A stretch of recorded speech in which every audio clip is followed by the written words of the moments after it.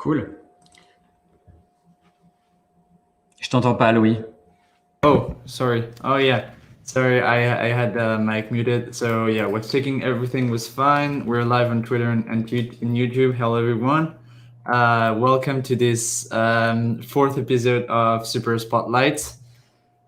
Today we have Joanie. I guess that's how we would pronounce it in French. I'm pretty happy to have a Frenchman on the show this week. We were just chatting before the show in French, and it's always nice to chat in our mother tongue, I guess. But yeah, glad to have you, Joanie. Thanks for joining. You joined the platform super recently, but you have like a long history and background as an artist. I think from my end, like I hadn't met with people, using light as a medium for digital art. So I'm super curious about this conversation. But I think we could start with a short intro about yourself and what brought you to art in general, what you to digital art, light, all these kind of things. Yeah, glad to hear Cool. about that. Well, thanks for having me. Thanks a lot for the invitation. A lot of my friends actually told me about SuperRare and like urged me to join and to explore that space. Yeah. And I've been using projection and light and working as an artist for about 10 years. And I really like exploring a lot of different places and spaces. So yeah, maybe I could give you a very sort of quick intro of the kind of work I'm doing. Yeah, sure.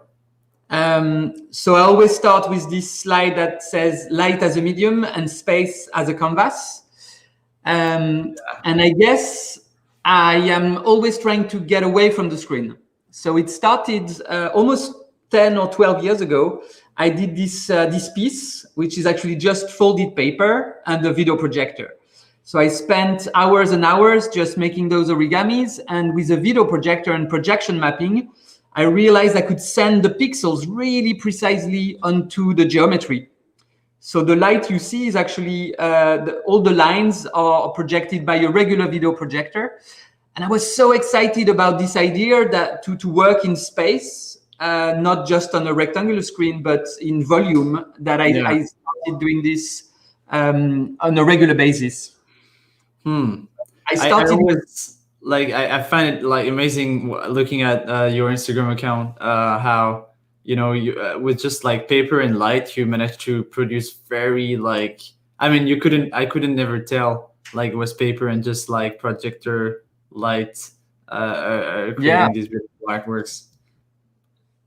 That's the magic, I guess, of repetitive geometry and basic shapes.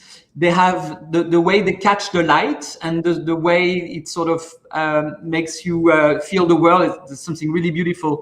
It's also this low polygon aesthetics that, I grew up in the 90s and I was obsessed with these low poly games. And so it's part of the aesthetics I love.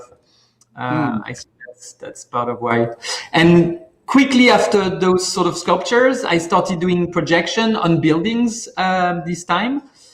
So always very geometrical, always very sort of black and white and minimal. And I was lucky enough with some friends, we created a collective and a label. And we traveled all around the world and we did a lot of those projections onto buildings. And then I did a lot of installations as well. This one was in the Netherlands. And basically we built those screens and we used hacked video projectors to sort of animate these sort of structures. And again, like it's very, very geometrical and it's very much about patterns, and which sort of connects to the work I'm going to show later. But I have this obsession with patterns. Yeah, can definitely see that. And nature is another of my obsessions. So I work on those big landscapes, which are basically a combination of a drawing on the wall and then a projection of light to sort of play with illusion and I love landscapes in general. And there's something we were discussing backstage. It's this, as an artist, it's not always easy to find like an economic model and to sort of find some fundings. So for me, it was great to work with festivals, but also sometimes I do commercial projects. This was a piece, this sculpture was a piece I did for Barney's in New York City. So it was a big sculpture we did for their holiday windows. And it was actually a collaboration with Jay-Z. It was incredible. Yeah, I saw that. Like that sounded very, very catchy. Always like collaboration with Jay-Z. that sounds great. So far, it's been the sort of the peak bling experience of my career. To sort of work with Jay-Z. This piece was made also together with my friend Kyle McDonald. He's a visual artist and media artist. In the US, and we sort of designed this piece together. Yeah, and it looks like, I mean, you're saying that, I mean, it looks like you have different friends and colleagues that you're working with, like throughout your career. It looks like there were a few names coming up a few times, you know. How do you organize? Are there like always are there always the same people around you working with you, helping you producing and all stuff? It's interesting because actually it's like a community of friends and artists, and I guess we all come from the creative coding scene. So we use code and software, like certain types of software, from sort of VJing software, mapping software, but also like code. And we, over the years, we sort of built this community of like creators, and like Beeple is also a good. And Pac is also part of this community. I don't think he uses code so much. He's more into Houdini and 3D tools. But we all need sort of community, and we exchange a lot of tips and ideas. And it's funny now that you mentioned them, because we are starting a lot of collaborations in the crypto space. We want to do pieces together, so we sort of start exchanging ideas, and it's really exciting. Yeah, I mean, collaborations within you guys and also like Pack and all these things would definitely be amazing. Like I see so much synergies in style and stuff. But I have a question: like when would you date? You know, from when would you date this like movement of like creative coding scene? And when did you guys like started talking with each other? Is it like 5 years ago, 10 years ago?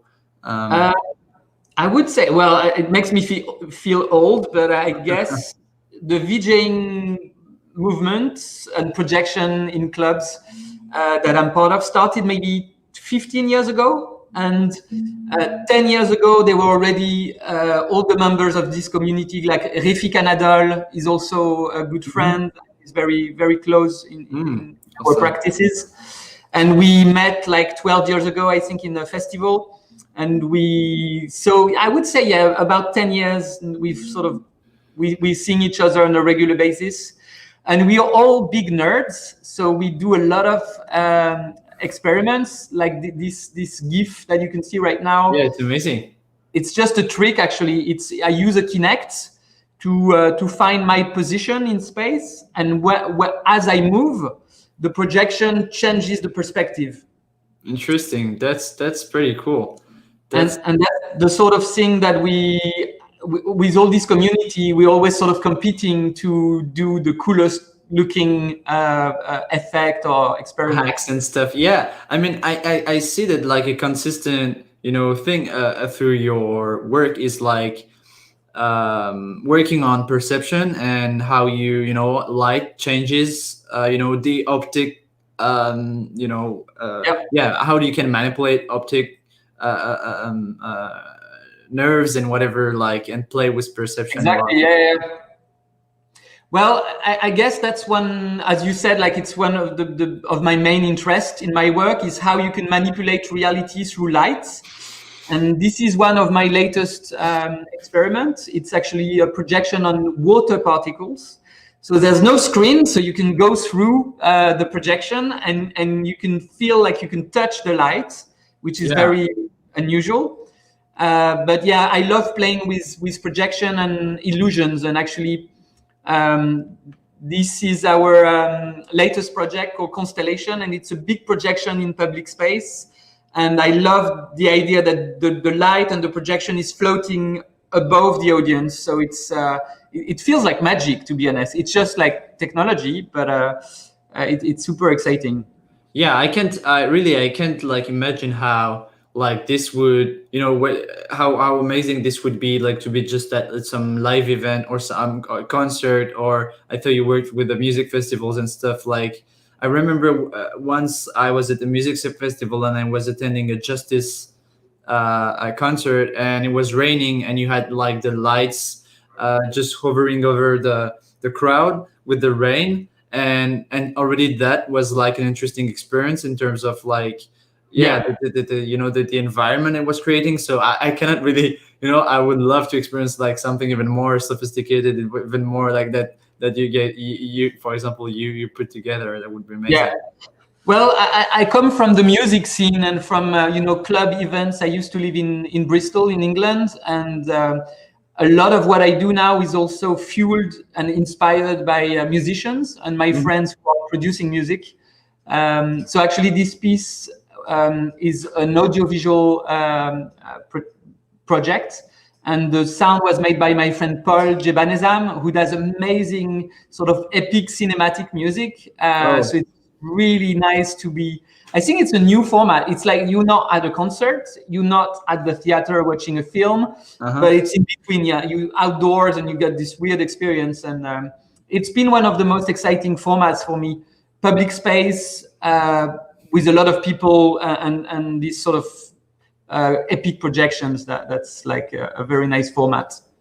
Yeah, I don't want to divert you too much from the slides you have here, but this makes me think about one thing, like, these experiences that you've been able to create in the public space and in the physical domain, like, digital art was pioneered also like a lot in the physical domain. It also has like, I don't know, branch, or you could maybe formulate that better, but like in fully digital domain. But yeah, I think like you had the opportunity to create like these experiences because in a way, like it's, I guess, like, organizing, getting people together, getting in touch with like a live event, and being able to work with people, have the means and the means to invest in the installations and stuff. Yeah. And so I'm wondering, like, if like this was, or this is like something that will be able to reinvent as well online and through VR and through things like that, and make accessible in different means. And maybe, I don't know if that's something you'd be interested in to explore at some point. Yeah, it's a tricky question, because to be honest, I love physical objects and physical artworks. And like I'm at my studio here, I have a lot of artworks and physical things. So I think I want to explore the crypto art space, but also I want to explore new ways to make a physical object that is tied to digital. Exactly. And by example, the digital file, I'll show you in a second. But what I do with my the new crypto art pieces I've been producing, I project them in the studio, so they are physically here. They're not just on a screen; they're actually covering the walls. And it's something I want to explore a lot more in the future. That's I can probably show you this new series I'm working on. That's going to be the definitely perfect transition. So I mentioned before how important it's always been for me to work with different types of clients. So I work with music festivals, media art festivals, musicians. Also, sometimes I do commercial works. And 10 years ago, I started working with galleries. So I'm really lucky. I have a French gallerist in New York City. But for me, it was an exercise like, how do I turn my video projection into an object? And I started this series of geometrical patterns. And then I make prints. So it's a physical object. It's an edition of 6. And it's a very simple, repetitive, but very beautiful object that's really mesmerizing. So you can see here how it was at an art fair, and there's a projection on a drawing, so people are really sort of excited, and there's the presence of the artwork on the wall, augmented by a layer of light. So I love physical objects. And also the same year, where I was showing this piece at Art Basel Miami. And the same year, we did this big projection downtown Miami on the Intercontinental Hotel. Wow. So it was an artwork as well, but it wasn't physical. It's just light. So people couldn't buy this work. Yeah. Because it's there was nothing. You can only experience it, right? Exactly. And at the time, before the crypto art and the NFTs, you couldn't really own a projection, if you see what I mean. Like people, someone who wanted to buy this work, it just wasn't possible. But now I'm thinking about this idea of selling a projection. It's not physical, but that's potentially amazing. Yeah, potentially still have the ownership of the work. So it's really triggering some creative ideas on how to market the work. Well, yeah, that sounds like a really interesting thing to explore. So I'm still not sure about the format, but basically you can see on the left, it's my me staring at the grid at the studio. So it shows my my obsession with patterns and grids. And I'm also very inspired by the work of Victor Vasarely, who actually in the 70s, he was also doing a lot of grid-based work on perception. On this piece on the left, you can't really tell if the cube is upside down or inside out. So that's something that inspired me a lot for this motif series. So this is actually a detail from the piece I have on SuperRare right now. It's you can see, I guess, the links they can be between those works that are 50 years apart. So my work is very much black and white, but still like very blocky and geometrical. And I love how this looks a little bit like a city in a way, or almost also like the inside of a computer, but you can't really tell exactly what it is. But so yeah, this is the first work I released on SuperRare, and it's not a physical piece for once, but people still own it, and so I'm very excited to see how I can translate my projection work into nifties, and here's the results. I was telling you before how I still love to have something physical. So at the studio, I set up a projector, and I would suggest any collector that likes the piece to potentially do the same thing in their home. Because I think it's a nice way to experience the work. A lot of these compositions I'm making are about the level of detail and the scale. And I'm very excited about this potentially helping a collector to set up the work a little bit like this on a white wall. I'm curious, like, do you always design your artworks, whether they're physical, through digital means first, or sometimes do you just like go with paper and out of, kind of like randomness or feeling, just compose your artwork? What's your approach here? I believe I always start with sketchbooks. I have all around me. I have sketchbooks or little sketches. This is actually, it's not meant to be shown, but this is like a board with some ideas I have for another upcoming project.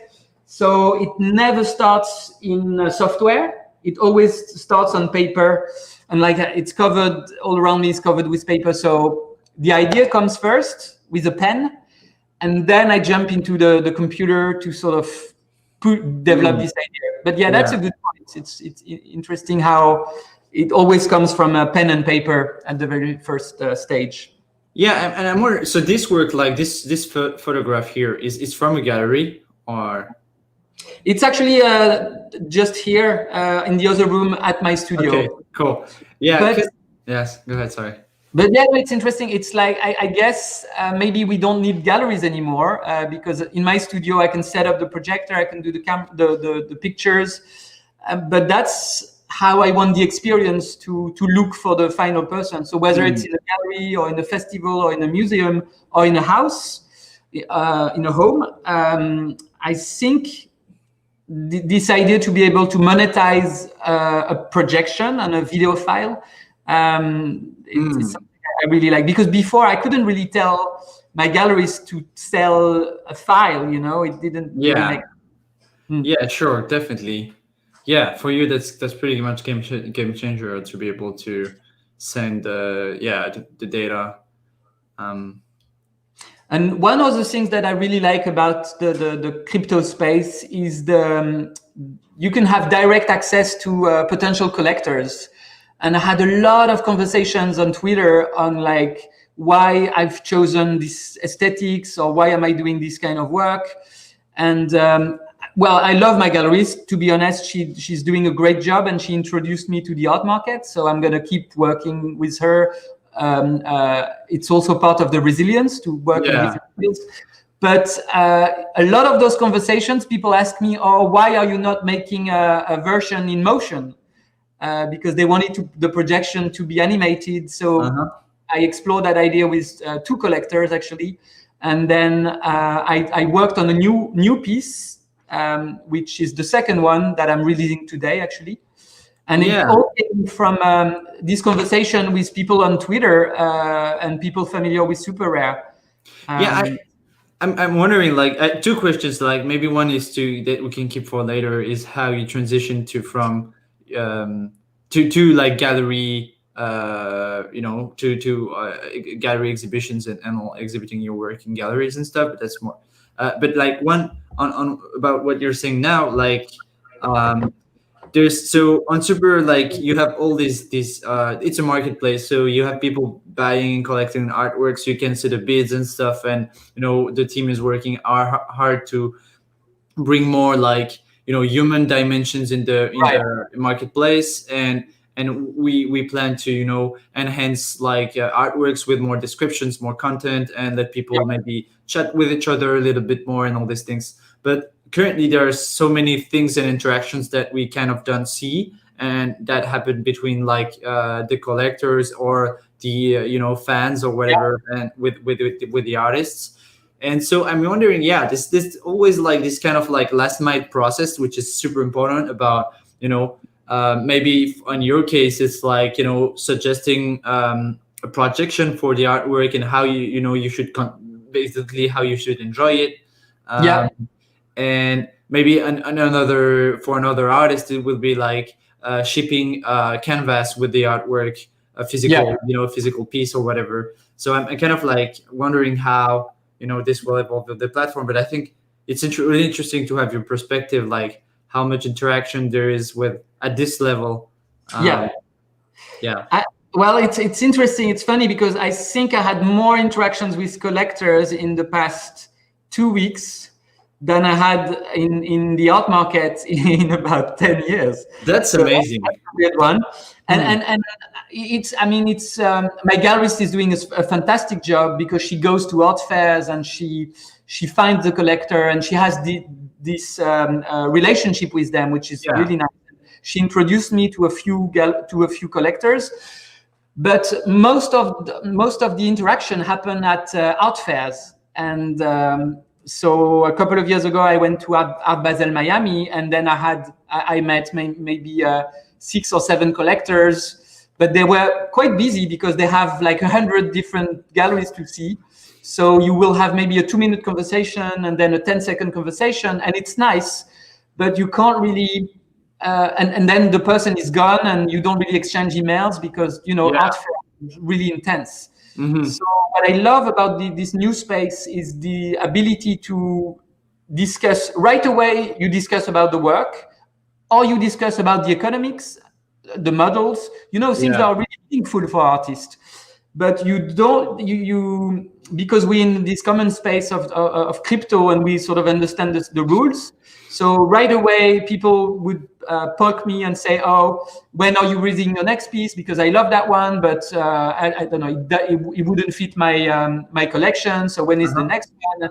And this is really interesting because then you make a lot of progress in your relationship. A lot more. I mean, yeah, I think like the instantaneity, like the ability to just like be in touch and continuously like exchange IDs and Yeah, almost like, I mean, that's one thing I love about that is like almost, work and involve these people, in your creative process, because they're here and they're able to give feedback and they're able to feed your thinking about your art. And I think that's really, and I'd love to have like more conversations in the future, um, absolutely.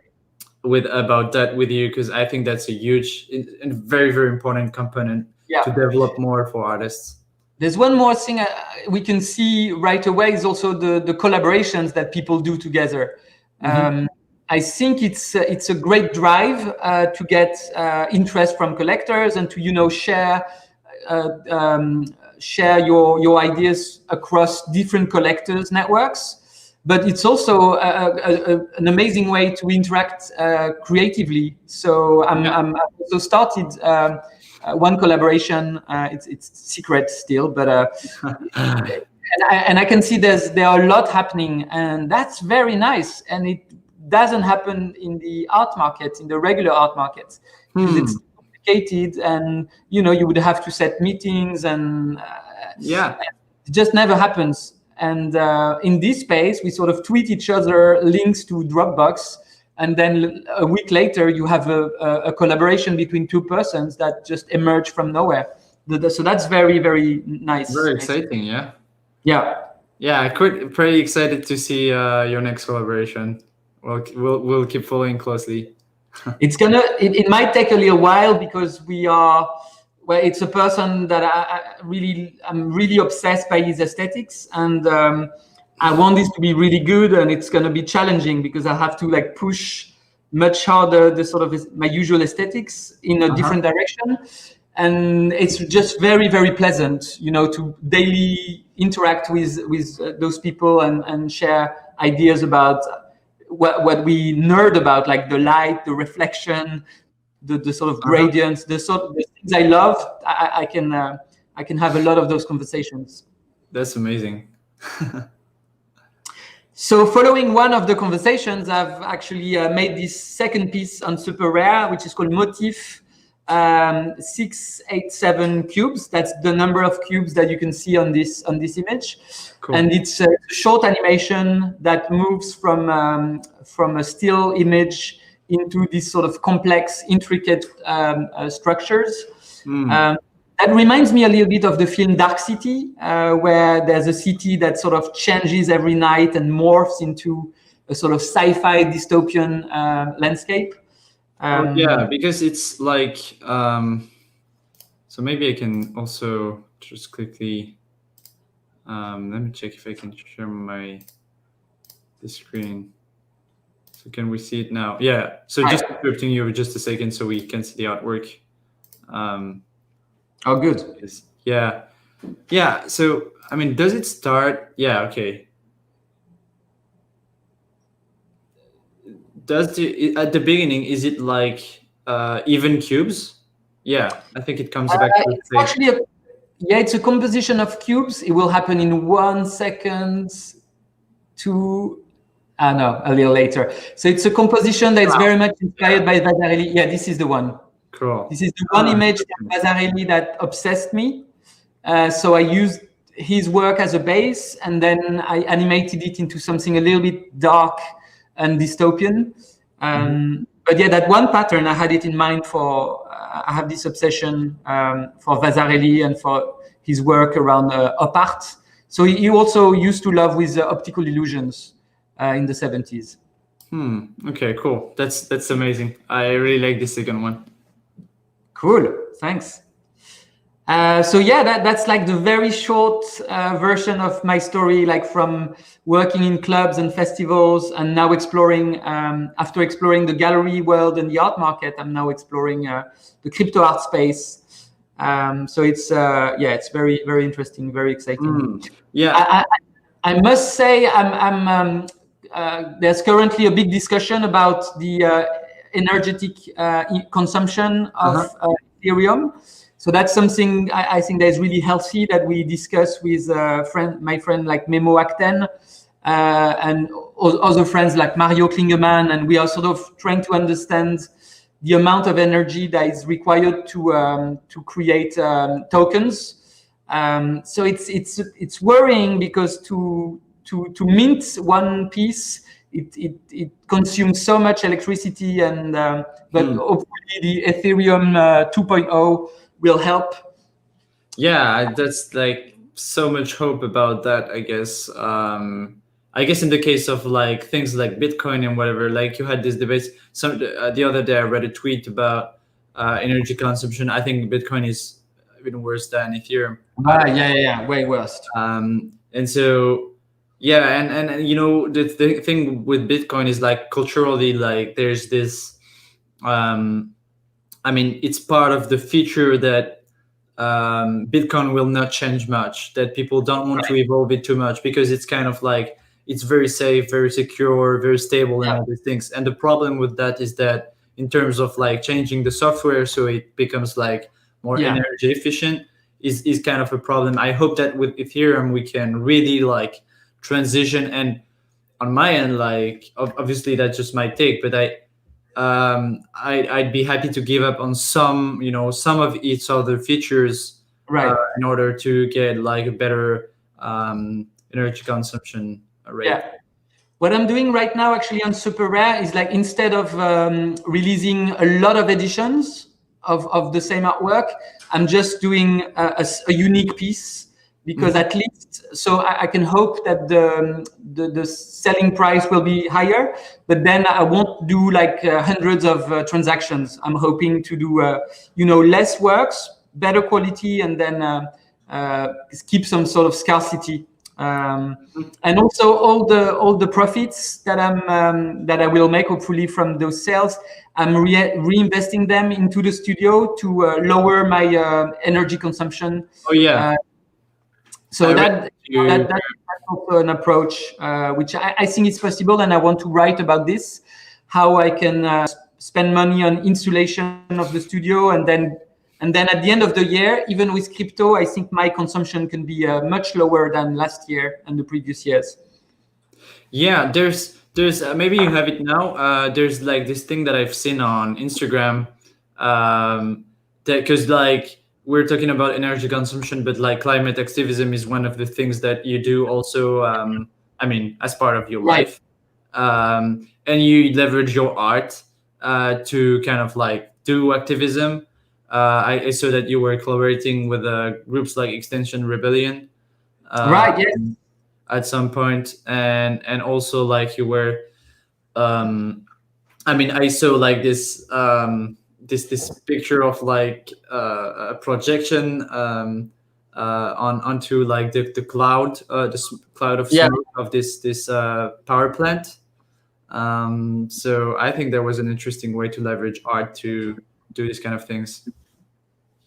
Yeah, it's a recent thing, but like a year and a half ago, I discovered this big coal mine that is in Germany, actually not very far from Brussels, and it's the largest coal mine of Europe. And I was so shocked to discover this that I turned into an activist overnight. So now I want to support groups like Extinction Rebellion. So I often I'm here with my projectors and my skills to just amplify their message. So that's what I want to do as well in my spare time. So there's no funding for this, but I really want to use my sort of expertise as a projectionist and those fancy lasers to make beautiful images, but just to amplify activists' voice. So that's something I want to keep doing in the next years. And since there's no one is funding this, so I think my artworks can also some of the money can go into getting some of this equipment. So I think overall there's a lot of ways to. The most important thing is to understand our impact and to try to do our best, to move to a better space. But yeah, I think projection, light, and art can definitely try to bring us to a society with less energy consumption, etc. Yeah, I mean, I've been thinking. I was thinking was seeing this. Do you? I mean, at some point, do you think that because like here you're using your art to and your projectionist skills to do some climate activism? Is climate activism fitting into your thinking in some way, or do you think it will have an influence to on your creation process in the Yeah, it's a very good question. To be honest, at the beginning, I thought this was just something I would do on the weekends and outside my artworks. But now I'm spending a lot of time with the activists. I also use my drone to document the actions. And there's one group in Germany called Ende Gelände, and they're really crazy. They go into the coal mines to block everything. And that's really courageous. And you can see the pinned tweet on my Twitter account is about Ende Gelände. And yeah, so now I use my drone to film their work, and I also want to keep. I'm gonna just show a few of the images. So I'm using the drone to document their actions and sort of confront the police violence that they might encounter. And this is the coal mine, which is absolutely terrifying. Whoa! It looks like Mad Max. It's insane. So I'm actually making some artworks right now about about this coal mine and about these projections I've been doing also on the coal mine. So yeah, you're right. Those two things are sort of merging together. Looping together. Yeah, I this one is really the one I spotted. I really like it. I think it's very strong. Cool, to be honest. Thanks. Yeah. Yeah, it was really exciting because this was actually at the end of a very long day. And actually the activists have been running around the fields trying to access the machines. And, it's been really, really intense and really difficult for everyone. And we couldn't really block the mine for too long because the police was everywhere. Yeah. But me, I was here just documenting, so I didn't get arrested. But during the night, I took my small laser, which is actually just here. It's a very small and convenient tool that I'm using. It's so compact. So I went to the coal plant by myself, and I actually laser projected this logo in the clouds. And the picture, I think, was seen online by a lot of people. So I think artists can do small things, but that can have a significant impact in the press or in the media. For sure. Like I think that's also one thing I'm really hopeful about. With obviously you don't want to be. I tend to be very idealist about everything, but unleashing like the ability of digital artists to express, to live from their art, and so to express more of to express more in the digital realm, where like everything is dominated by brands or commercial interests. I think is really an interesting way to spread a bit more humanity, and also like let artists, like especially in this time where we need both like people who are able to see the right things, understand like what's happening, and communicate that to people. And I think that's really well encapsulated in this picture. It was like a good, I mean, it's enjoyable visually and tells a lot in terms of, I mean, at the beginning I thought it was a nuclear plant, so I was kind of like, but at some point like understood like it's a coal plant. So yeah, I really like this process. Oh, thank you. Cool. Yeah. Yeah. I think we've said like tons of things in just 40 minutes, which just like went by very quickly.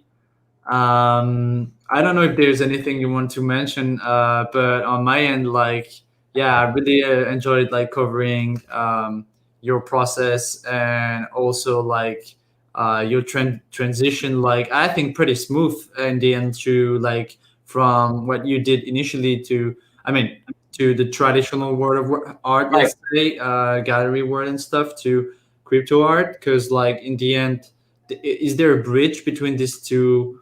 Was there a bridge between these two words for you? Maybe we can conclude to on this question. What I think Pac invited you to join like the Yeah. movement, but I don't know if Pac is involved in traditional circles as well. Well, it's interesting. We're discussing it. Those days we're like chatting a lot every day, and we're discussing a lot the art market and the regular artworks, physical artworks. So I think it's going to be a work in progress for everyone. At the end, I would love to be able to. I've chosen that particular picture because this is for me the best way to show my work. It's not necessarily. I don't think it has to be a physical print. I think just with light and the projection and motion, I can convey my message and my aesthetics and my research. And maybe crypto art or that format and the NFTs are the perfect way for me to distribute the work without shipping any equipment or any print, or because people can actually use their own video projectors and they can just download the file. So I'm not entirely sure about how far I will stretch this idea of distributing artworks through crypto art, but I'm very excited by the possibilities. I want to make my next crypto art pieces generative, like it will be code based. So every time you look at it, it will look completely different. It's not going to be a picture or a loop. It's going to be generated in real time. So we will never be the same twice. And that's something I'm very excited about. Ooh, awesome. Thanks, Joanie, for joining us today. That was an amazing chat. And I love the idea of having a presentation and all these things on the live stream, because I think it really helped covering that much ground in such a short time. We're glad to have you in the community. I'm glad to have you. I think people are glad to have you in the community in general. And yeah, let's keep chatting about all that offline on Twitter, on the Discord, and all these things. Cool. Thanks for having me. That was very nice. Very kind of you. Sure. Glad. Yes. Bye. Bye-bye.